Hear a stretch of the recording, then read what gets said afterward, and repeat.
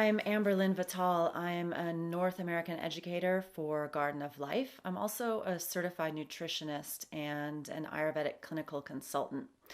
Today, I've been asked to talk to you about omega-3 fatty acids and their importance in the endocannabinoid system. And this is really a topic that it's just super fascinating to me. I think it's really an amazing topic, and I hope to really light up your brain and your curiosity with respect to this. We hear a lot about the endocannabinoid system, and we hear it with respect to cannabis products, CBD, and that kind of a thing. But don't think that those are the only ways to really approach health and wellness for your endocannabinoid system. There are a lot of things that we're doing for our endocannabinoid system every single day and don't even realize it. So let's start there. Let's talk about what is the endocannabinoid system and where is it. So the endocannabinoid system is kind of a master regulator in your body. It's in your central nervous system, it's in your peripheral nervous system, there are receptors all over your body. Why is it called the endocannabinoid system if cannabis isn't the only thing that activates it? That's a great question. It comes back to how receptors are identified and how they're named. And so other examples of that would be nicotinic receptors are a common receptor in our physiology, but they're not only utilizing nicotine. We don't have to just smoke a cigarette to activate them. They're named that because tobacco constituents were used to locate and identify them and research their activity. So there are a lot of compounds you make in your own pharmacy of your body that activate those nicotinic receptors. Opiate receptors, another great example. You don't need opium poppy or opiate-derived pharmaceuticals to activate opiate receptors. You make all of these natural endorphins and compounds that activate those receptors. And so the same is true with the endocannabinoid system. It just turns out that constituents and compounds in the cannabis plant were initially utilized to identify, locate, and look at the activity of these particular receptors. So we make this whole host of compounds that interact with the endocannabinoid system. And in turn, the endocannabinoid system is really a master regulator to your nervous system, your immune system, and your endocrine system predominantly. But we also know that it plays a role in like your skeletal system, your muscular system, cardiovascular system. So, everything is connected. We can't really separate one thing out from another, and really gone are those days. I think that in holistic medicine and alternative medicine, or in more traditional medical practices like Ayurveda and Chinese medicine, never have we thought that these things were separate. They're always considered to be connected. But I love it when modern science sort of connects these dots and shows how exactly we think, or we are discovering that these things are connected. So let's look at what the endocannabinoid system does and how we balance it out. So, it does master regulate these other systems. There are main receptors that you might have heard of called CB1 and CB2. These are the most well elucidated receptors in the endocannabinoid system, but they're not the only thing. There are other receptors and other locations, receptors that are shared with other compounds that you make and that you eat. And for the most part, there's a lot of interaction and a lot of play. It's kind of a flirtation rather than an absolute binding. So maybe you've heard of anandamide, which is a well-known endocannabinoid. 2-AG is another well-known endocannabinoid. These are probably the most well-known, the most well-studied. There are a lot more that we're just starting to learn a lot about, but let's start with these two because they're the most well-known. And something called anandamide, from the Sanskrit term ananda, which means basically bliss, sounds like it should be awesome. And where can I get more of that? That sounds like an amazing thing. And I would like to have a lot of that anandamide, right?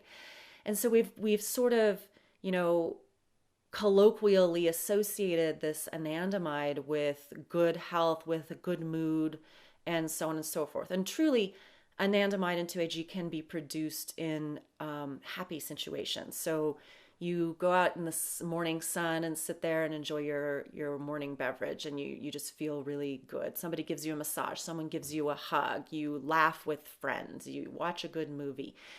These are all exercise. These are all ways that we might produce anandamide and feel generally pretty good. Kind of like, I think that endorphins would make you feel generally pretty good, a good sense of well-being, right?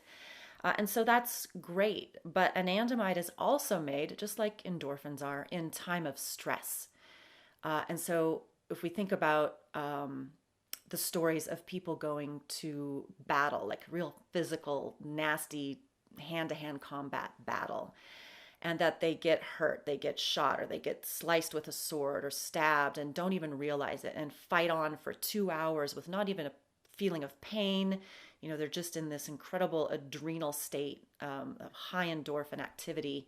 And only when the battle is over or they have time to rest do they realize they can't even walk, and they fall down and, they're suddenly aware of their injury. And animals do this all the time. And so that's an example of a chemical that we make in response to a very strong stressor that kind of covers up the pain and covers up the problem and activates all these other compounds to sort of compensate in that situation. Well, the same can happen with anandamide. So if we're stressed by our lifestyle, if we're stressed by our diet, if we are stressed by an event, by an emotion, we can make more anandamide and 2-AG. So we can overproduce these compounds. And here's the really interesting thing, and I hope you make this connection. Both anandamide and 2-AG, the most well-known endocannabinoids that we make in our own system, are derived from omega-6 fatty acids. And so you might have heard of omega-6 fatty acids. They're essential. We need them. These are just two different shapes of what are called long-chain fatty acid or polyunsaturated fatty acids, fats that remain liquid in a cold temperature, okay, and are long and release a lot of energy. But omega-6 fatty acids, though we find them in really healthy foods like nuts and seeds and certain animal products, we also know that in our modern world, we highly overconsume omega-6 fatty acids. And so you might have heard of them demonized as being a source of inflammation. Too high of an omega-6 fatty acid ratio compared to omega-3s, which is what we really want to highlight today, can lead, apparently, in studies to chronic inflammation. And it also depends upon the type of omega-6 or the source of omega-6 fatty acids. So back to anandamide and 2-AG, which it turns out are derived from omega-6 fatty acids, and they are essential, and you need them because you do need to make anandamide and 2-AG. But overconsumption of omega-6 in relationship to omega-3 and overstressing your body will overproduce anandamide and 2-AG. And some of the things that can happen with that is that you do initiate inflammatory pathways, and that can then run rampant. And the other things that can happen is you can overexpress endocannabinoid receptors. CB1 and CB2 receptors can be overexpressed. There can be excessive tone, it's called, in the endocannabinoid system. So I like that word tone because it makes me think of like tension and tightness. Like, so if you've overly tonified your endocannabinoid receptors, now they start to do some kind of crazy things. It turns out that excessive tone in the receptors in the lining of your gastrointestinal tract can actually cause leaky gut. They can cause those tight junctions to sort of pry apart, and things can leak through your lining of your gut into your bloodstream that aren't supposed to be there, which of course initiates crazy amounts of inflammation. And we see that food sensitivities and food allergies, as well as various kinds of inflammation, are related to that. We know that every chronic inflammatory condition that you could name is linked to leaky gut. It's linked to things getting in the bloodstream that aren't supposed to be there at times when they're not supposed to be there. And crazily enough, your endocannabinoids can contribute to that if they're from omega-6 and they're overexpressed in the body. It can also cause leaky brain. There is a relationship between a leaky gut and a leaky brain. Who knew? That's just wild, isn't it? If you have a leaky gut, you probably have a leaky brain.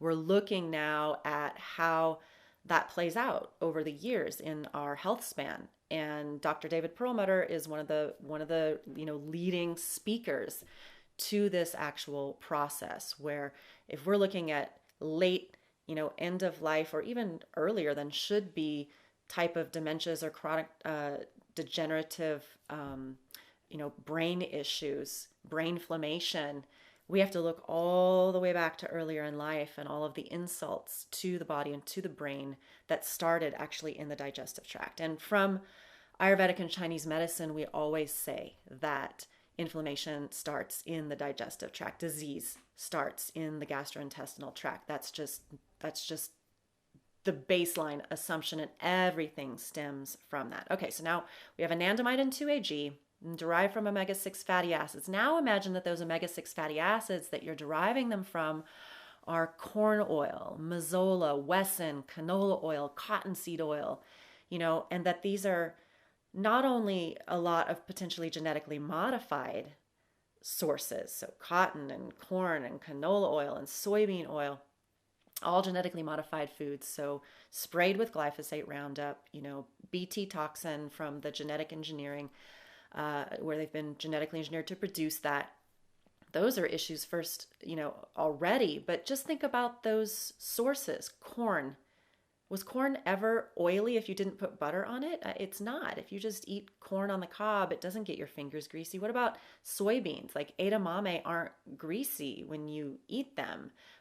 Does anybody eat cottonseed or rapeseed, which is what canola oil is made from? No, nobody eats those foods. So why are we getting oil from them? It doesn't really make sense. And to get that oil, you have to use a lot of solvents to really, refine it and make it something that is usable the way that we use it. So, that just honestly should not be in your pantry at all. Just bye-bye to those omega-6 fats, because they induce further inflammation simply by being toxic to your body. Now, omega-6 fats that come from eating almonds and walnuts and seeds, those are beneficial up to a point. I know that if you're vegan or vegetarian, you're relying upon those a lot, but I like to caution a lot of people to actually not eat more fats from those nuts than you would get from as many nuts as you'd be willing to crack open. So if you think about our ancestors and their consumption of nuts and seeds, they would have had to open sunflower seed shells and open Brazil nuts and open almond shells and walnuts. And if you're hungry and you have nothing else to eat, yeah, you'll sit there all day and crack those things open, but generally not. If you can fish, if you can hunt, if you've got some really good other vegetables and things that you can gather that are easier to eat, you might not spend the whole day cracking those open. So how industrious are you? How used to eating those are you?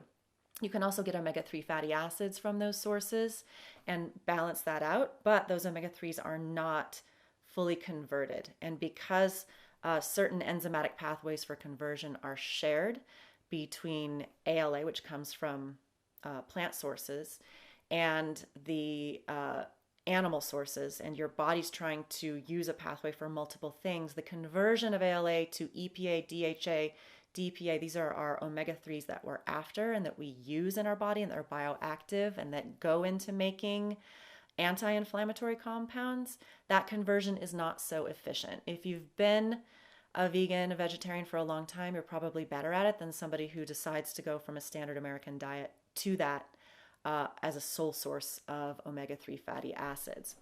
And so we look at supplementation a lot of times, and now you can actually find algal supplements for EPA, DHA, DPA that are considered vegan and vegetarian, and you're getting those from a plant type source that meets your ethical standards and your dietary standards that you want to stick to. So that aside, I keep digressing. We're back to the concept of these endocannabinoids that you're making out of omega-6 fatty acids. And when you're making them out of healthy omega-6 that you get from your diet, that is not refined oils that you shouldn't be eating anyway, they play a very important role in inflammatory pathways. Inflammation is important. If you didn't have the ability to create inflammatory compounds when you get cut, when you get hit, when an infectious organism comes into you, you would not be alive. You wouldn't be sitting here listening to this today.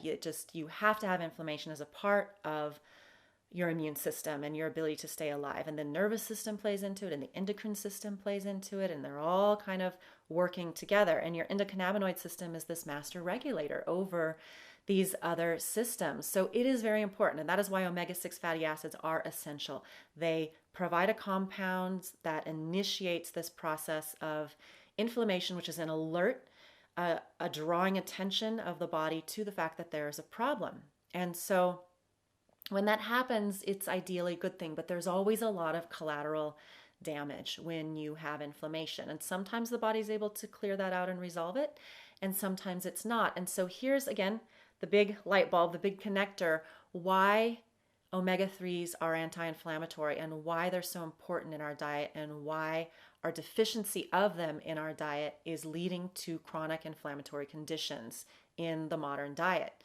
So omega-6 is the initiator of inflammation, its metabolites. Omega-3 metabolites are the resolver of inflammation, okay? So that balance plays out, in fact, in part through the endocannabinoid system. Blew my mind. So cool. So from omega-3 fatty acids, EPA, DHA, DPA, you're getting a whole host of compounds that mitigate the action of those omega-6 derived endocannabinoids. And so the omega-6 derived endocannabinoids are initiating inflammation. The omega-3 are resolving it. They even break down into what are called special pro-resolving mediators, which you might have heard about. Myrisins, resolvins, protectins, neuroprotectins. These are compounds that are actually the cleanup crew of inflammation. We can ingest them directly, like we can actually ingest them in fish that contain them, and algal sources that contain them, for example. And that's awesome. And in fact, there are supplements out there that are actually putting together concentrates of these special pro-resolving mediators, which is really cool. But we can find them in fish oils that are properly and gently treated. We can find them in algal oils that are properly and gently treated, that are cared for from the moment of harvesting all the way through the process of getting them into a bottle and onto the shelf. And actually, when you find EPA, DHA, and DPA in your foods, like in your wild Alaskan salmon and in your sockeye salmon, in certain other fish, and seal oil is considered a very rich source, but I don't think any of us are out there seeking it. But that's where all the research came from, was people who consumed seal meat and whale meat and the fat of those animals and all the fish that they ate. That's where the research started, looking at human consumption of high levels of polyunsaturated omega-3 type fats and the way that it affected their health, despite the fact that they were on super high fat diets. So what we're getting from omega-3s is the EPA, DHA, and DPA, which have their own activities in the body, and then the special pro-resolving mediators that might come along with it, active and ready to go, but then also the special pro-resolving mediators that we will make in our own body through the actions of the endocannabinoid system that will resolve inflammation that was initiated in response to a threat, a stress or a food threat, or a thought or an emotion, an action on the body. So we need all of that. Now, where is our diet imbalanced? Okay, so typically the standard American diet is a 20-to-1, or even in some cases up to 40-to-1 ratio of omega-6 fatty acids to omega-3. So what is considered normal, evaluating diets around the world where people are healthy, is 5-to-1 omega-6 to omega-3. But in research, so like in Japan, they're doing extensive research on omega-3s, and they're really convinced that a 1-to-1 ratio is healthier. And you'll see very high levels recommended by the government of Japan to especially pregnant women and lactating women. At those times, they recommend very high consumption of high omega-3 fatty acid fish and or supplementation. So why are fish so high in omega-3 fatty acids? Because omega-3 fatty acids are unsaturated, and that means that they don't solidify in the cold. So the colder the water that the fish swim in, the more they will have these omega-3 fatty acids, because they have to remain fluid in that cold environment. So if they're down deep in very cold waters, somewhere in Alaska or Norway, and they have to be active and they have to move and they have to get away and they have to get food and they have to, all of their metabolism has to function, their fats can't freeze. They can't like turn into coconut oil or butter or lard. And so land animals have a lot more lard type fat, saturated type fats, right? And sea animals, seals even, and whales that go into these cold waters have to have a lot of these unsaturated fats that are fluid at cold temperatures. And so your colder water fish do have higher levels of those omega-3 polyunsaturated fats, which is really interesting. And so if we can supplement our diet, if you don't have access to a lot of good cold water fish, if you don't like fish, if you're worried about fish and contamination, if you're worried about fish and sustainability, you do have access to what they offer in a lot of omega-3 supplements. And now we have also access to that in a lot of algal omega-3 supplements. Okay, so what are you looking for in those supplements? You're looking for pretty high ratios of EPA, DHA, which are types of omega-3 fats relative to the total amount of fat. In other words, you want to see that the total amount of fat in most supplements, and I'll give a couple caveats, is just slightly higher than the sum of the EPA, DHA, and even DPA, which is another more recently elucidated type of omega-3 fatty acid for being important, and I'll explain that in a moment. In algal oil, you might see that the total oil amount, like say the total amount of fat is 1 gram, and that the amount of DHA and DPA, or even a little bit of EPA, doesn't equal 1 gram. It doesn't equal 1,000 milligrams. Maybe it equals 700 or 600. That's okay, because with algal oil, you're getting all these other compounds. The same is true with cod liver oil. You'll often see 4 grams, 5 grams. That's 4,000 to 5,000 milligrams of fat, while only 1,000 milligrams of that is your EPA, DHA, and DPA and special pro-resolving mediators. And that's all right, because you're getting vitamin A and D and a whole bunch of other really good fats from that cod liver oil. But if you're taking a soft gel of some kind of a fish oil supplement that is touted to be high in EPA, DHA, you want to see that it's pretty well concentrated in EPA, DHA, and DPA, and you don't want a lot of saturated fats in there, or cholesterol for that matter. You might see a little bit of cholesterol, but not much. So what is important about this new thing called DPA? So DPA is actually an intermediate step between the conversion of EPA to DHA in the liver. So you could eat an EPA only supplement and you will convert a little bit to DHA through DPA. And if you consume EPA, you'll store some of that in some of your organs and use it in some of your organs, but most of it will be in the bloodstream and in the red blood cells as DPA. It's a good storage intermediary because it doesn't oxidize as easily. So it's safer. Oxidized fats, bad. Okay. So DPA can then be converted to DHA or to EPA, and your body can take those options as needed.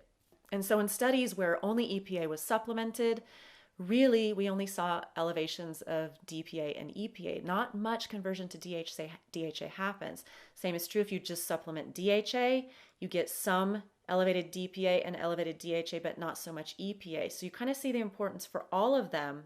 But if you don't supplement with something or eat something that has levels of DPA as well, if it's been refined out, if it's been concentrated out of a supplement, you're missing a very important reservoir that helps with the utilization of both DHA and EPA in the body. So we want to see supplements today that are concentrating for all three and that are labeling for all three and that are standardizing for all three. We also want to see that there are detectable levels of special pro-resolving mediators in our fish oil supplements and algal oil supplements today, because we now know that that is, number one, an indicator of proper handling, that you've not oxidized that oil at any step of the way, because oxidation is bad. And so an oxidized, smelly fish oil is worse for your health than not taking it at all. So when we can detect the presence still of special pro-resolving mediators that fish or that algae made in the final product, we know that it's been handled very gently and has not been overheated, has not been over oxidized or exposed to light. But additionally, again, having those higher levels of DPA and DHA are going to really help through your endocannabinoid system to make these endocannabinoids that resolve inflammation and these special pro-resolving mediators. So your fish and your algae can make them and you can eat them. And out of your EPA, DPA, and DHA, you can make them and use them in your body to resolve inflammation. So this is really the crux of it. So let me try to sum it up. Okay. In our modern world, in our modern diet, we have come to rely upon processed, refined, bottled oils overly much. And they've demonized like coconut oil and palm oil and this kind of a thing and lard, but in fact, they're much more stable and much more stable when you heat them, much more stable to air. All of these omega-6 fats that we get from all of these genetically modified foods that don't even release oil easily anyway can be very easily oxidized in the body, can be very toxic, and are really the source of a lot of ill health. So get those out completely. But even from your diet of animal products and even nuts and seeds and legumes and these kinds of things, you may be getting a pretty high level of omega-6 fats relative to omega-3. Maybe you don't like fish. Maybe you don't, consume a supplement. There may be multiple reasons why you don't have adequate omega-3. So this is an area almost everyone needs to supplement. And the supplementation of omega-3s, especially DHA and DPA, getting out in the sunshine and making vitamin D and having the sunlight hit your pineal gland and develop your prohormones, so important. Hugging people, not something we're all doing very much right now. Interacting with friends, laughing, exercising, meditating, doing deep breathing exercises. These are all ways to enhance your endocannabinoid system functioning. And that's great, but you still need certain essential compounds from your diet, and omega-3s are that. So it is one thing that almost everyone needs to supplement. And I'm not a big, even though I work for Garden of Life and we're a supplement company, I want people to eat well, but they don't. They just don't. And we're busy and we get distracted and things taste good and we don't. So there are things that we need to supplement. And omega-3 is at the top of the triangle of those things that we need to supplement. Right up here, it's extremely, extremely important that we get enough omega-3s. And in your omega-3 supplement, you want to see DHA, EPA, and DPA, or at least DHA and DPA, because you can pretty much make whatever you need out of that. That will then affect your body, your metabolism, your cell function, and your cell structure. It will also interact in your endocannabinoid system with no phytocannabinoids necessary and help balance out inflammatory processes in your body. Inflammation is necessary. Inflammation is good to a point, but inflammation run rampant is highly damaging. And we see that every day in chronic degenerative diseases, both of the brain and the rest of the body. So if you can supplement with a very good DHA, EPA, and DPA supplement, and if you see that there are detectable levels of special pro-resolving mediators, even better, a supplement that is tested for being very low in oxidation byproducts, very important. You don't want more oxidation in your body. And now you're supporting your endocannabinoid system and being a master regulator over your nervous, your immune, and your endocrine system, not to mention balancing out a whole lot of other areas. And you haven't had to even consider a cannabis product. Now we get phytocannabinoids from other plants, kava kava, echinacea, truffles, cacao. It's amazing where we find endocannabinoid system interacting compounds in the plant world, but you actually can make them. And that's the most amazing thing about your body. If you just give it the right starting material, you can actually make what you need. Sometimes we have to go to those intermediaries as powerful bridges until our body kind of gets going and gets the hang of rebalancing.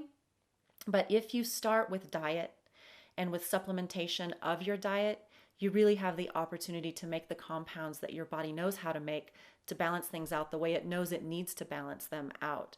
And kind of the tagline for me with Garden of Life, we always say that we're empowering extraordinary health. The other thing that we do is we help your body help itself. And omega-3 fish and algal oils are one huge way that you can do that in your life. I hope this helped you. Again, my name is Amber Lynn Vital. I'm a North American educator for Garden of Life. I'm certified nutritionist and Ayurvedic clinical consultant, and I appreciate your time so much today.